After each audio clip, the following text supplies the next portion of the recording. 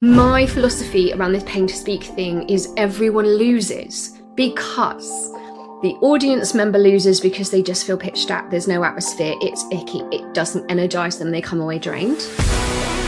This is the Born to be Brilliant podcast, helping you harness the habits and unlock the tools to bring you more meaning, vibrance, and the personal power to help you shine like the diamond you are.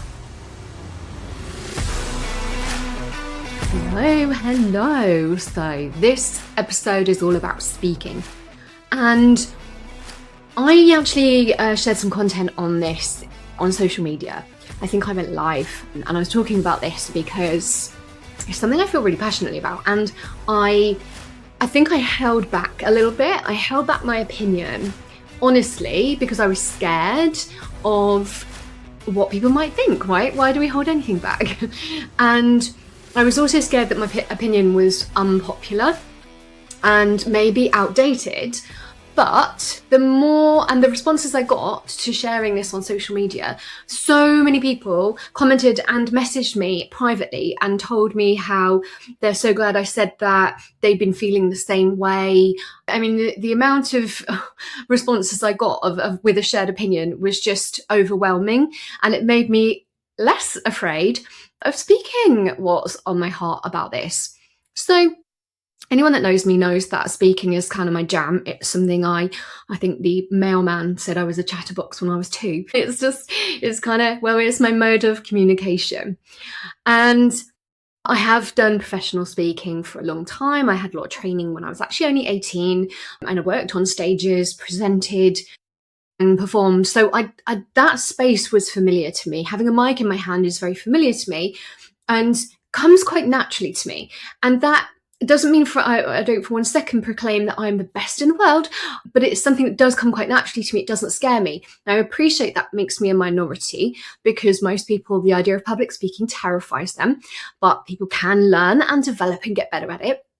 And so I'm all here for that and for supporting people with that. I've had times of losing my voice in both the physical and metaphorical sense. I suffered with vocal nodules. I think I was probably about 21, maybe 22, that kind of age. And I had such severe vocal nodules from overuse as a professional singer. Back then, you could smoke in venues. So I was being paid to sing, and breathing in other people's smoke, I don't doubt was part of the damage. So I'm sure that had something to do with it, but the vocal nodules were so severe that I would lose my voice regularly. And basically it means that they kind of clash, and then the sound just doesn't come out. It was awful, especially because it was my livelihood. I had a mortgage. I was when I was 21, I had bills to pay, and I literally sang for my supper. And if I didn't sing, I didn't earn. And so imagine that, and you actually lose your voice. I mean, it was no, that's entrepreneurship at its finest. There's no one else to come and pay you. So that was quite a tough time, losing my voice in the physical way, but also in a metaphorical way.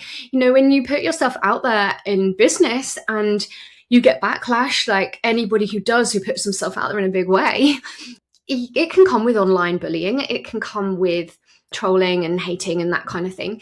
And I'm a bit of a sensitive soul, and to be honest, some of that in my earlier days in business really made me, I didn't know this at the time, but looking back, made me lose my voice in that sense of feeling afraid to speak and dimming my light, quieting down for fear of what would happen. I mean, I opened this episode sharing the fact that I even still, look at me now, it still happens. The fear of, well, what if I say this and it's a really unpopular opinion? Like that still lingers at the nervous system level. But I love speaking, and I believe that I have to continue to work on myself and get over those things, because sharing my voice and my message is what I'm here to do.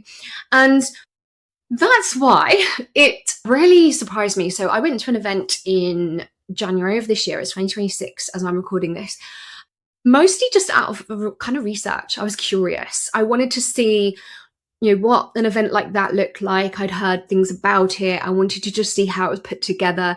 So I'm like the kind of person who wants to see how stuff's made rather than sit back and be a participant or an audience member. I'm more of like I'll observe and see how it's all done, or I want to be involved in the cogs.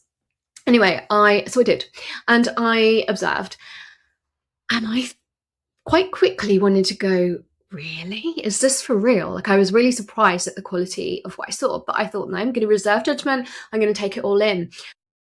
Anyway, I'm not going to dissect that particular event, but what it confirmed for me and what I am seeing kind of across the board in business is that people are putting on events and they're not necessarily experienced at putting on events, but that's okay. Good for them. They're putting on events. But instead of taking on the risk of putting on the event and the ownership of putting on such a great event that doing the hard bit. What's the hard bit? Selling tickets. Like any business, like anything you sell, the hard bit is the marketing and the getting people to buy it. You can have the most beautiful, wonderful, phenomenal ideas in the world, but if no one knows about it and no one buys it, what's the point? And so the hard bit is selling the tickets, right? Getting the people to come.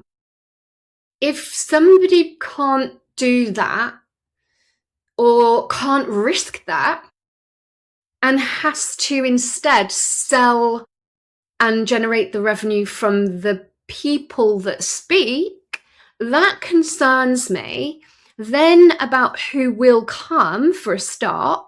So this is why this doesn't work in every single way. And I'm going to tell you about this dynamic and why it bothers me. But it doesn't work in every single way. So it worries me who's going to come to it. It worries me of what you're going to hear if you do come to it.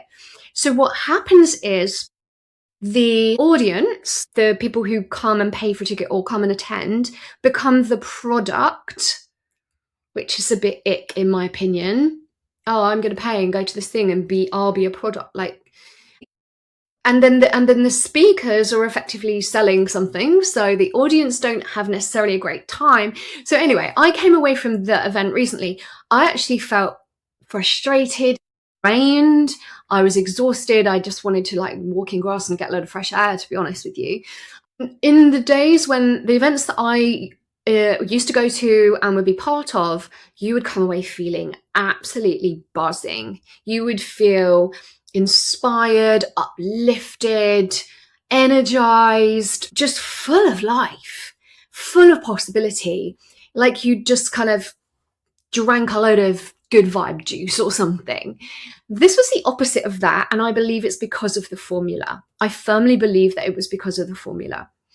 And this is why this doesn't work. So the speaker is usually someone who wants to get on stage and wants to get seen. And I get it. Don't get me wrong. I'm a businesswoman. I get it. Pay to play is a thing. You can't get everything for free. You have to start somewhere. If no one knows you as a speaker or no one knows you, generally then, paying to market it's paid marketing, right? So paying to get an opportunity to get seen, to get heard, to get in front of the right audience. That is a thing, but it's how it's done.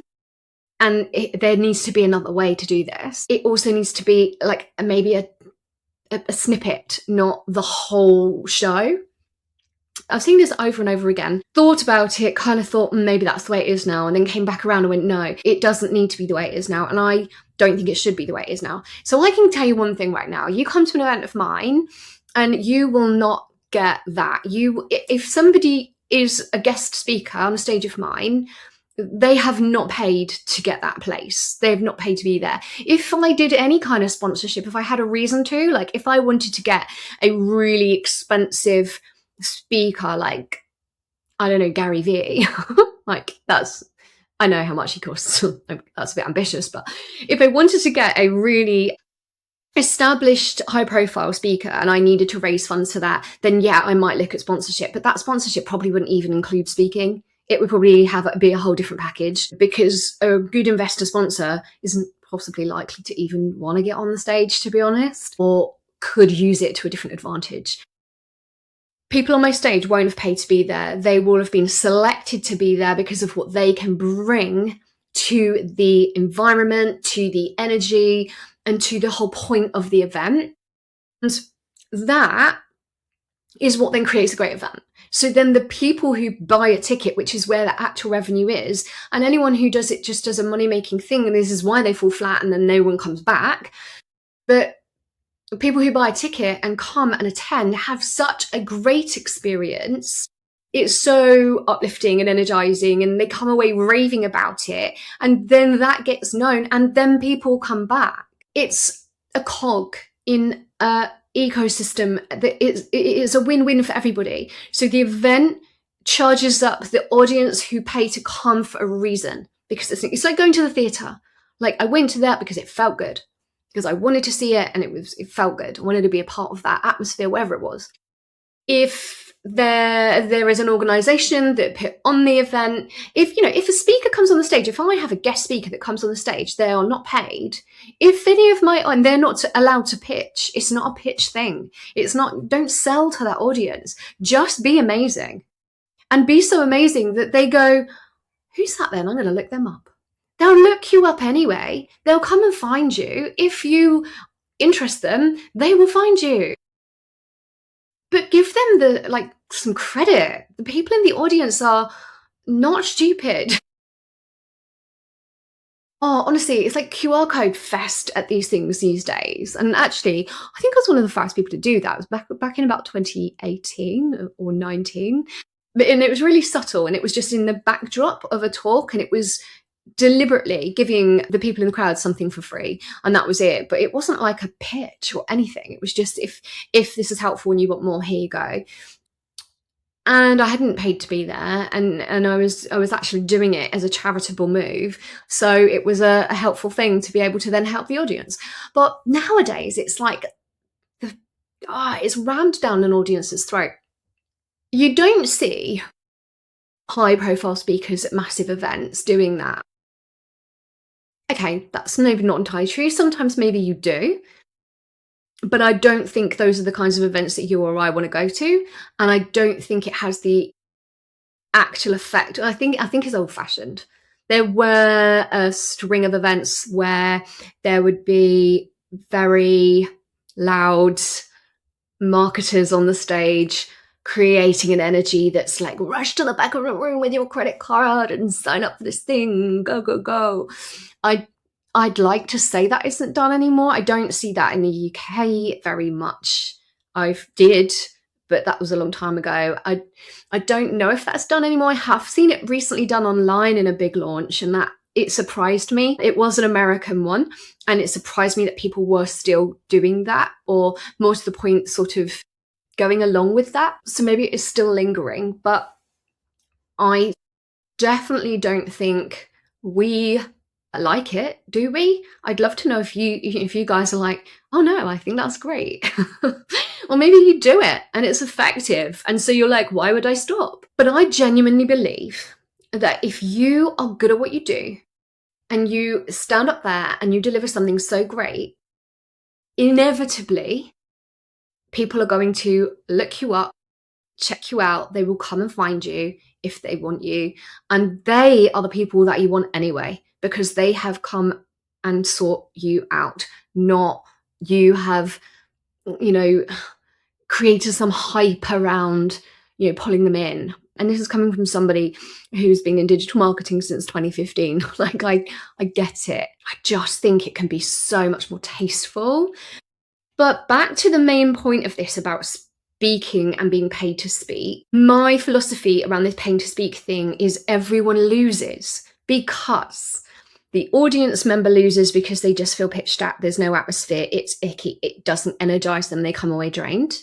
They then say, oh, don't go to that event, to all their friends. And so you don't get repeat attendees, and you don't get a reputation of like, your event's great. The speaker who pays to get on the stage is paying to get in front of an audience, but what audience? Because the audience usually, not usually actually, but oftentimes that audience consists of the speaker sponsor that's paid to get on the stage as free ticket people.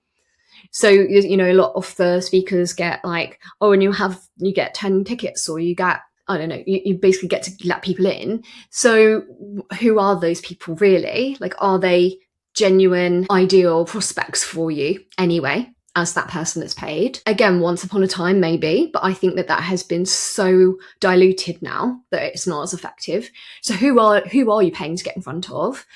And if the audience have been subject to multiple pitches and this kind of thing over and over again at this event, and when you come along, they're burnt out from it all. They're already suspicious and they're already going the other way, so they're pulling back. So how effective actually is it for you as a speaker paying to be on said stage?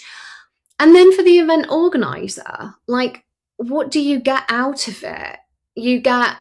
What do you get out of it? Because, like I said, unless you're just doing it for the money to sell stage spots to speakers, but then I just think, that's a crappy business model. Like, why? Because that's a quick buck that then it's a one and done. You have an unhappy audience, you have unhappy speaker sponsors that didn't get anything from it, and you're doomed because you're not going to be able to repeat that, because then the word on the street is that it's rubbish. So how is that a good model? Again, it may have worked for a time, but I don't see how that will work anymore. And yeah, I don't think I'm the only intelligent entrepreneur who looks at it the way I do and goes, really? Like, I can see through this. You think I'm stupid? You think I was born yesterday?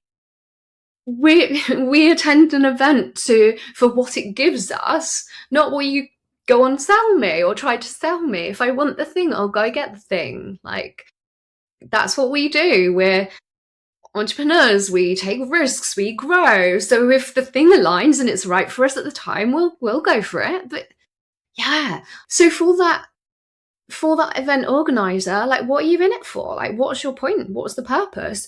Now, I think holding an event for an event organizer, it carries the purpose of raising profile and awareness, creating an experience that showcases what you're about and what you stand for. So that's exposure to that. Really, if your ticket sales cover your costs and you break even, that's really, like, that's a win. I don't see it as something that you set out to make profitable. Bonus if you make it profitable. But really, you want it to cover costs and then serve a bigger picture purpose about building credibility, influence, authority, connection, and yes, maybe leads and prospects. Amazing, that's great. But in a way that it's like you show up and you prove that you can do what you do by doing it, and you deliver. Like, anyway, you can tell I'm passionate about this. So, in my humble opinion, the paying to speak model, I think, is icky. I think there may be occasional exceptions to that view, and I'm open to being shown the exceptions to that view. I've seen some for myself where I'm like, yeah, okay, that makes sense in that scenario, but it's usually like a one-off thing. It's not like an event that is entirely filled with this sort of scenario. I would absolutely love to hear from you and hear your points of view. Please be nice, but do tell me, like, does this resonate with you? Are you seeing it the same way that I see it? Or do you have a different perspective? Because I'm so open to hearing a different perspective as well. I feel really passionately about this from all angles. And this is one of my things, is like, I take a 360 view on it and I go, okay, but from every angle, from a speaker, from a business owner and event coordinator, and a whole business doing that back in the mid 2000s. So I know what it takes to do that too. As a audience member, because I've done a lot of events, as you know, and participated and gone to a lot of events around the world. So as somebody who's an attendee, a speaker, a business owner, organizer that puts on that kind of thing, I'm looking at it from every angle, and I can't see a good argument for an event that's full of paid to speak speakers. I think that it sucks. I think that it needs to change. And I think that if people start selecting and asking people to come and speak on their stages because they know that that person is going to perform, because that's what you do on stage, and articulate a really great talk or speech or whatever it is that will move the audience, that will leave the audience feeling something, and then will go without any expectation, then I think you will have such great quality on your stage. And I'm going to leave it at that. So please do let me know your thoughts, and I'll see you in the next episode. I hope you enjoyed this episode, and remember, go out there and shine your light bright because you were born to be brilliant.